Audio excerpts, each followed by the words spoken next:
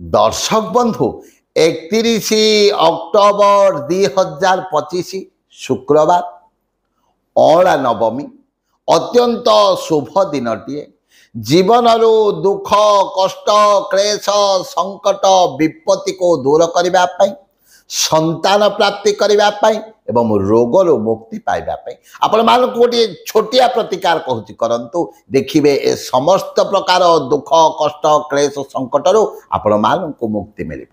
ତାହେଲେ କ'ଣ କରିବେ? ସୂର୍ଯ୍ୟ ଉଦୟ ସମୟରେ ଅଁଳା ଗଛ ମୂଳକୁ ଯାଇ ଦୀପ ଧୂପ ଏବଂ ପ୍ରସାଦ ନେବେ ଏବଂ କିଛି ଅରୁଆ ଚାଉଳ କ୍ଷୀର ନେଇ ପ୍ରଥମେ ଅଁଳା ଗଛକୁ ପୂଜା କରିବେ।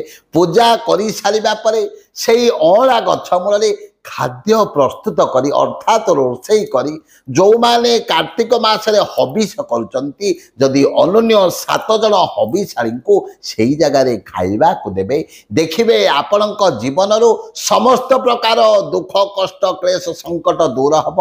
ଯଦି ସନ୍ତାନ ପ୍ରାପ୍ତି ହେଉନଥିବ ଏହି କଷ୍ଟରୁ ରକ୍ଷା ପାଇବେ ଏବଂ ତତ୍ସଙ୍ଗେ ସଙ୍ଗେ ଯଦି ଆପଣଙ୍କୁ ସବୁବେଳେ ରୋଗ ଲାଗି ରହୁଛି ରୋଗ ପୀଡ଼ା ଯଦି ବାରମ୍ବାର ଲାଗି ରହୁଛି ଏଥିରୁ ବି ଆପଣଙ୍କୁ ମୁକ୍ତି ମିଳିବ।